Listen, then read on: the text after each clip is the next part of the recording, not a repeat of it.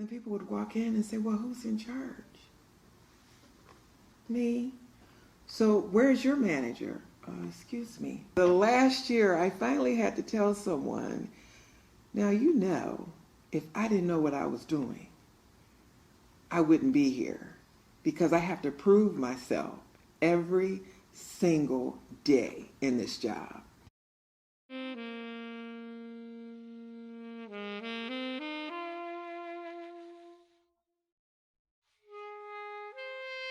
So I only recall my mom crying about 3 times in my life. She's probably one of the strongest people that I've ever met.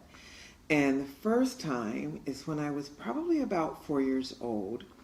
Her dad is from Selma, Alabama. That's where my mother grew up. Well, we went to visit my granddaddy.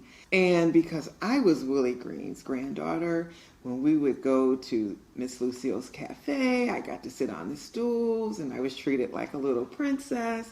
And it was all good. Well, my mother needed stockings. And we had to go over to Main Street. It wasn't very far. By the time we got to the store where she was buying the stockings, I was parched. And I said, Mommy, I want some water. And so she took me to the water fountain. And it was a white ceramic water fountain next to a refrigerated water fountain. And I told her, I don't want that water's hot. Because I knew well enough to know that's hot water. The refrigerated is cold water. I told her I wanted the cold water. And I started crying because I knew that water was hot. My mother looked at me and tears welled up in her eyes. And she said, let's go.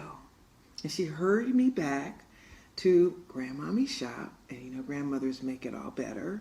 And I had a big glass of ice water. And I was fine. I didn't realize until about 3 or 4 years later, the reason why I couldn't drink out of that water fountain was because it said colored only and white only. But that was my first experience of recognizing that I was different. I was raised that to be considered, you have to be better than the best. And that is the mantra probably of every African American household. You just get conditioned that there are certain things in life that you're going to experience. You're going to experience someone following you around in the store when you're shopping. You'll just experience it. My sons, again, big guys, they're going to look at you and say, yes, ma'am, and no, ma'am.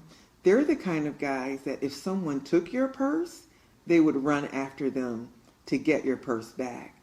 However, when they walk by, I watch women hold their purse close to them.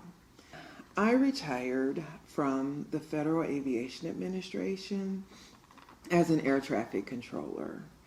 If you can only imagine being a black woman with this hair, working with white men, and then I was in management as well, that was a challenge.